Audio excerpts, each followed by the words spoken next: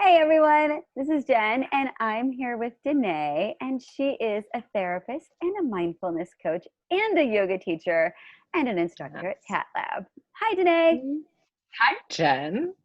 So excited to get to talk to you today. I know this is so fun. So tell me, who you are and what you do and all that fun stuff.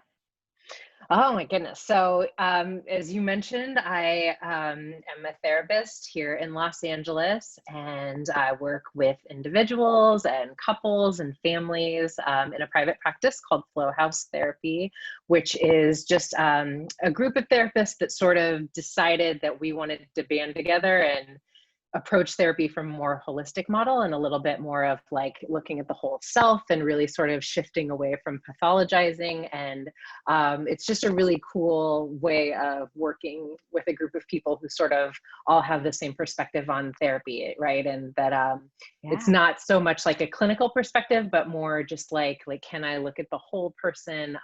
We have like somatic healer who's a part of our team. We do acupuncture. Well, when we were sort of like in an actual space, now we're Yeah. all sort of doing things virtually. So a little bit different, but it's just cool to be a part of that.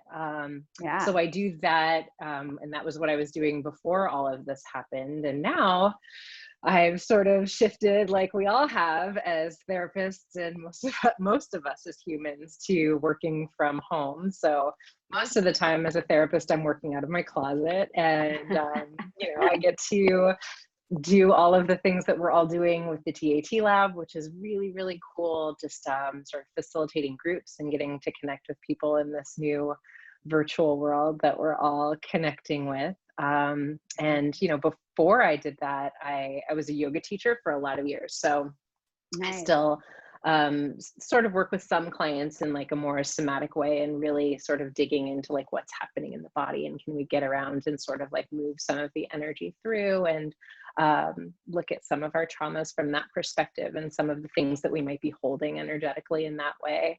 And certainly a lot of mindfulness work in the work that I do as well.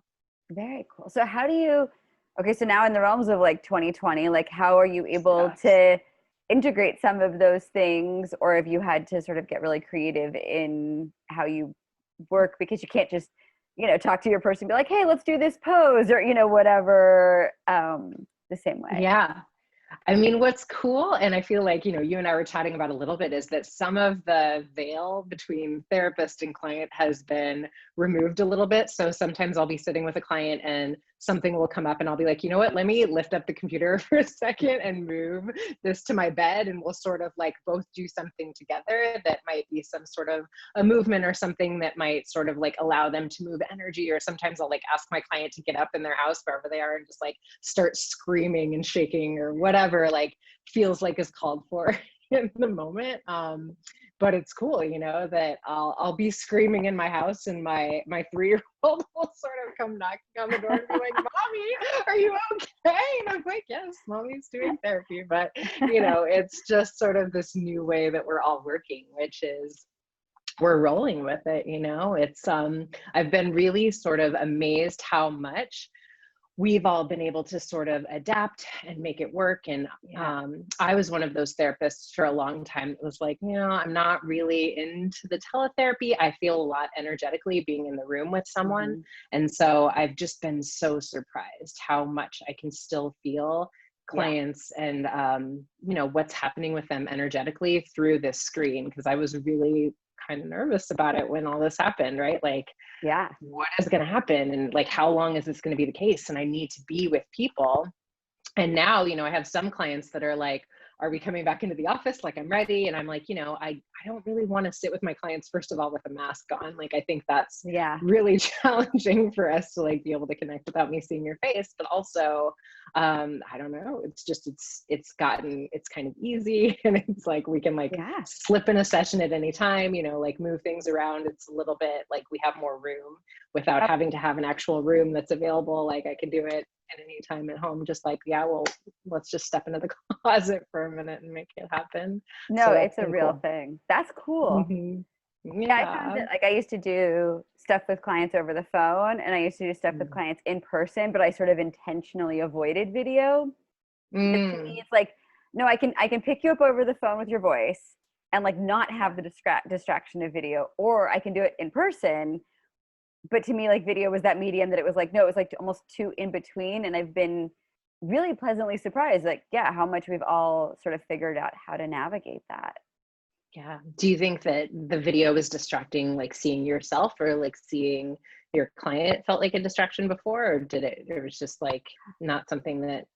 I think it was just for me, it was like a skill I hadn't honed, you know. Mm, I have worked with clients over the phone for years and years and years. So like I figured out how to, sort of read them just yeah. doing that. And because like when I, and I'm sure, like, yeah, when you're working with someone, like you're just sitting there, I'm not also like cooking dinner or whatever, like I am when I'm like, chatting on the phone with my girlfriends or something. Right. Um, or again, in person, it's like that same, like you get a read off of them. But for me, video was sort of this, no, there's more visually going on, but not as much as I want. I Mm, think was sort of my initial reluctance. And, since then I've, completely gotten over it. Now I have no problem with it at all. And now I'm like, sure, we can talk on the phone. We can Zoom, we can do whatever you want. But yeah, I think the yeah. mask thing is like sort of the final hurdle because there's so Right. much facial expression that is just blocked. Yeah. Well, I mean, that I was asking the question about the phone because I feel like that is one of those things that I'm still a little apprehensive about. Mm, And there are a lot of therapists that are like, still like, no, we can do it from wherever. And we can, if you don't have access to Zoom, we can just do it over the phone. And I'm still a little like, let's wait until I can see your face. And maybe that's like another one of those growing edges that I need to allow myself to lean into a little bit more because like we were saying about virtually, I've been really surprised by how much there is still that connected energy between us that I was feeling like maybe there wouldn't be. So I yeah, was just curious to hear more about your no, it's experience with just it. interesting how we all have figured out ways around this. So, Mm, because yeah, like I'm trying to envision, I mean, I struggle as it is, like trying to do certain mindfulness exercises, and I'm like, okay, is everyone sitting on something, like and trying to like figure out like how to mm, navigate that in a different way, not in person. And I would yeah. imagine like yeah, trying to integrate yoga or other physical things when the person's not next to you would be a different challenge. Yeah, it's interesting, the challenges that come up that sometimes you don't think of. Like I was talking to a client yesterday and like someone like came in the room and started like hanging out with him while we were doing a session and I was like, you know what? Like let's pause for a second because I feel like I can Yeah, sort of like we need a container that feels like it's safe for you to sort of speak freely, but a lot of times that's just not the reality as we're all home and we're all sort of like navigating sharing really small yeah. spaces. And so like, what do we do? And eventually like he ended up going in the bathroom so that we could like finish the session, but it's just such unique times that we're in It trying to is. sort of make it work. And I do think there's huge perks. I mean, like you said, like, yeah, you can pop in and out at whole different times instead of having to like go into the office the same way. And yeah, then there's Yeah. the downsides of like, no, everyone's kids are home and everyone, like everyone's roommates are home and everyone's whatever. And it changes things No, um, absolutely. in terms of what that container looks like. Yeah. So what groups do you lead at the lab? So right now in the lab, I lead a group on singlehood and expired relationships where we sort of dig into all of the things that come up either if you've been single for a while or if you like are newly going through a breakup or just like anything singlehood related, which is sort of like the ongoing group that I've been leading in the lab, and it's really that group's cool because it's become sort of like a tight knit community of singles where we're just like processing whatever's coming up. And, if there's something that feels like it's really relevant in the moment, we're talking about it. We've had groups on like situationships and like how you navigate like friends with benefits or how we're navigating like dating apps and things like that. And that's been cool as someone who's like more recently single to sort of like get in there and I get to like Yeah. again like have one of those moments as a therapist where I get to be in community with other people as I'm facilitating the groups, right? So there was like one group where I'm like the most naive, like I still haven't been on a dating app outside of Twirl, which is the dating app that John started, but It's I so haven't cool. It's so cool. I'm like So so cool. grateful you started it, because I literally, like, the world of dating apps is very intimidating if you've like Mhm. never dug in there. And I feel like I've been listening to clients talk about these dating apps for years, and like, I'm still not even at a point of like being ready for it, but it was cool to get to like talk with other people in the Tat Lab about like, this is what they're like, and these are the struggles, and this is what you should keep in mind. And we all sort of like, just like in a really real way, hold each other through these experiences of being single. Um, so I'm thinking what else I teach. So I also facilitate a group on reparenting. Mhm. And so it's like a lot of inner child work and looking at our attachments and sort of child development, and then how we sort of hold space for the things that we experienced when we were young, that we can sort of like, with the eyes of an adult, go back and sort of look at those experiences a little bit differently, hold ourselves a little differently, and maybe challenge some of the narratives that we've been holding for a really long time that aren't our own, right? Like, so whose voice is this that's sort of repeating in my head? Is it mine, or is it something that I experienced when I was younger that I've been sort of holding on to? And then previously, I facilitated a group on sort of holding and looking at addiction and 12-step groups through the lens of depth psychology. So I love, the 12 steps in the context of like a cognitive behavioral therapy Mhm. modality. And so, I think a lot of times people can really sort of be resistant to the labels or the dogma or like some of the aspects of 12 steps that certainly like some of that like might be valid, but I think it also can be really useful to unpack those 12 steps and like, how can any modality where we're like attempting to sort of like recondition ourselves to have a different first response, Yeah. how that can be useful, and how we can sort of apply those techniques or those tools to our life in general. So that group was cool because I feel like it ended up being like not really so much about like addiction to substances, but like any behavior pattern that Mhm. I want to stop doing. And we would really sort of unpack like, how can we use the principles of the 12 steps to apply those to those behavior techniques. So Very I cool. think what's cool about the Tat Lab is that we get to like have a playground, right? And Yeah. John gives us as instructors and facilitators a lot of room to just be like, what do you want to play with? Amazing, go Mhm. for it. Like, let's do it. And you don't always get that in the world as therapists, and Oh, certainly like, as licensing laws don't allow for certain things. So we get to just like, what would be a cool group to lead? What would be a cool group to sort of like play with? And, I love seeing that we have like all of the different types of, like the sound bath and the yoga, and we're like talking about like the law of attraction in the Tat Lab. It's really cool to be a part of. it is. I think where there's a really solid balance of, um, sort of like the hardcore, like science research, like that side of healing. And there's also like this very real Mm, side of like, no, and let's bring in yoga and let's bring in mindfulness and let's bring in sound and let's bring in like all these other things so that it's like very well yes. rounded and super supportive of all of the Mm, sides of healing and just learning to be better humans for all of us. Because yeah, I agree. yeah, Like I've never gotten to play in a sandbox like this. It's incredible. It really is. it is so Um, cool. yeah.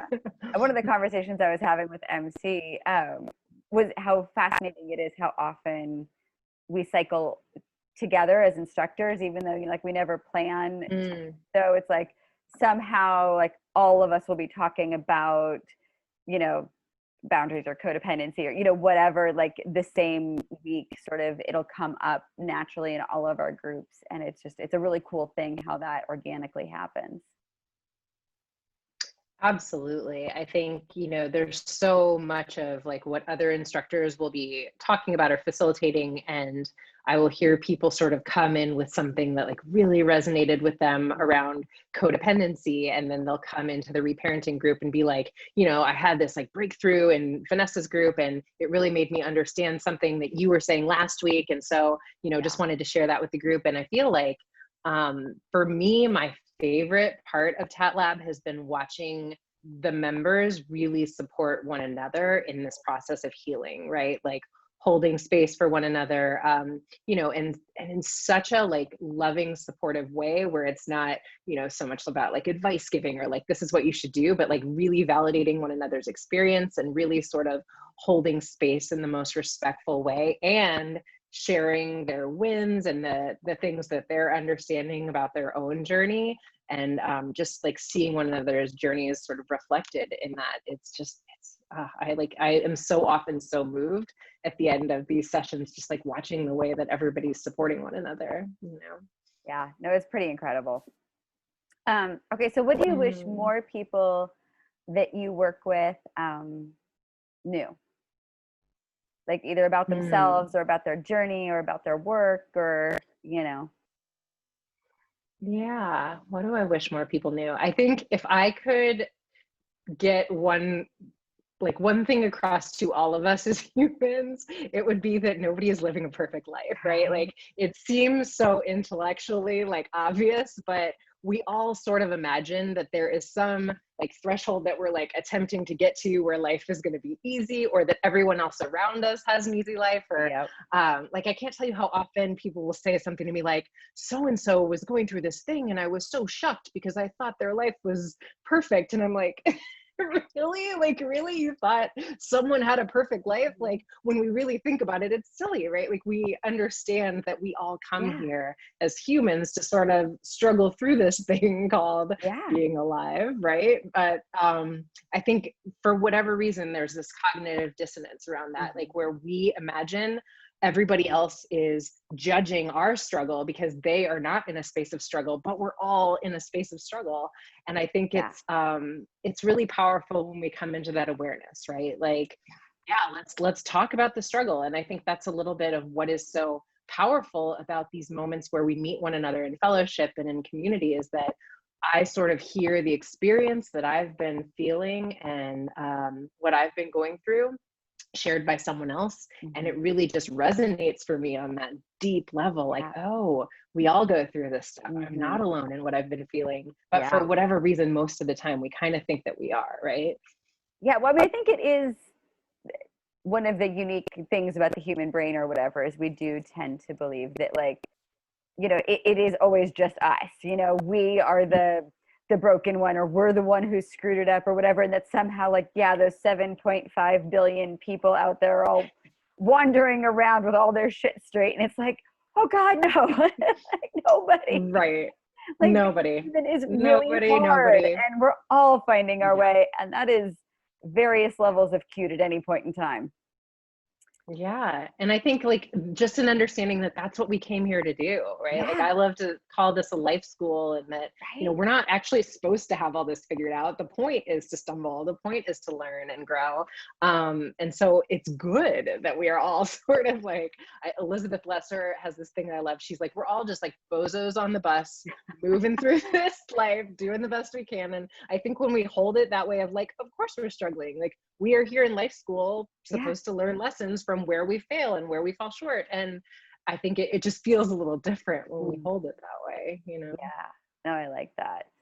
Yeah. Um, okay, so what are your favorite go-to like books or movies or TV shows that for you, you know, either you would recommend them to like everybody, or they're like your shining, like this is the best whatever.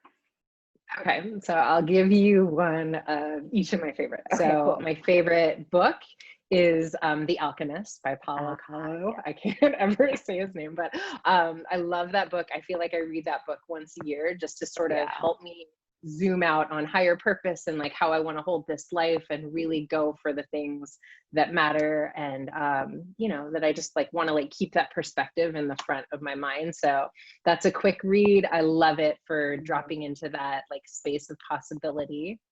My favorite movie is always The Color Purple. I love Yes. everything about that movie. I feel like it's just such an example of human resilience, and you know, like the power of like when we come into this awareness that so often the chains that bind us are the ones that we have placed on ourselves. Now often with, you know, the conditioning that we have been taught or the wiring from our life experiences, but that the power is always within us to change our circumstance when we make a decision to do so. I've watched that movie so many times, and I can never watch it without sobbing. It's just the No, most it's a great beautiful one. movie. It is. Love it. Yeah. And then for TV shows, I was just reading that it's coming back, and it feels so timely right now, is The Handmaid's Tale. Have you watched that Mm. at all? You know, I've actually been avoiding it like the plague because I know it is so incredibly timely, and I feel like, I don't know, my barometer for like how many things like I can handle per day when I'm like Yeah. watching TV, it's like, like I need something that's completely like not reality. But it is on my list someday to like catch back up on. But I've heard it's amazing. Yeah, it is. So much of it is upsetting, and that is real. And also, I think it's it's, first of all, it's like just such a beautifully shot television show. The Mhm. colors and the way that they shoot things are just like, it's fascinating. It's really, really beautiful. But also, it's like this dystopian world that you watch it and you're like, how could this possibly be the case? And yet, one, there are places in the world that are like that right now in this moment, and two, you see how complacency and apathy can Mhm. sort of lead us Yeah. to something that's a little bit similar to what the experience of that world is. And it's fascinating to me as a therapist watching that show, because there's so much like the way that we experience suffering, we sort of project outward, right? So like, if I can't stay with my pain, it's really difficult, it's difficult for me to experience other people's pain. And Yeah. I think they do a really beautiful job on that show of sort of really digging in with each of the characters and showing you their pain, so that you're like able to see, oh, this is how you get to this space of really not experiencing the pain of others, right? Like, they dig into each person and you're like, oh, that's the pain that you are unwilling to sit with, that you are unwilling to confront. And it is making you act in this way that is causing so much harm to others, right? So, I think therapists say a lot of times that you can't really watch anything or experience Yeah. anyone without sort of witnessing their trauma. And that show is Mhm. like, ooh, it's like such a, what happened to that person that they are experiencing the world this way? But Yeah. it's really good, and it's coming back soon. So I'm like, oh, season 4, we like need to watch that right now. But it's a really good show. Well, you just So told me, those are my. so that's like the best like version of it I've ever heard. So thank you. I may Aw. go, yeah. Well, thank you. It sounded a little less scary when you were talking about it just now. Don't get me wrong. Like, it's not, I wouldn't watch it even at night, because like a lot of it is upsetting, and it's truly, but I think sometimes upsetting in the way that we need to like, this is the consciousness that I don't want to embrace, right? Like, that I want to like be the light and be the love, because when I don't hold space for myself and love, then it can get to some of these dark places. And it is dark. I don't want to like sugarcoat the darkness that is there in that show. That's real. Well, I think there's like a difference in like darkness for the sake of darkness Mm, and um, darkness that brings things to light. yes. And So well I have a said. great capacity for darkness that brings things to light. Mm, My capacity for darkness for the sake of darkness is much smaller. yeah. Um, I so really love the way you said that. yeah. Yeah. All right. Well, any other things you want to share or talk about, or let us know that you're working on, or that you want people to know about their journeys, or anything? Oh, well, Kind of I open think ended.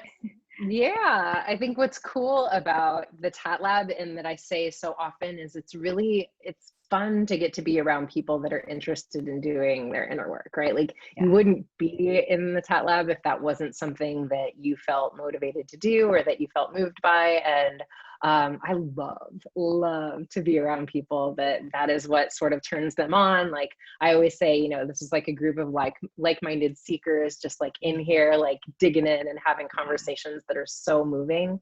So I love it. And I think like honoring that within yourself, if you're a member of the Tat Lab, or even if you're someone who like gets in there and does some of these groups, I think it's just such a beautiful thing to be one of those people who's hungry to do this work.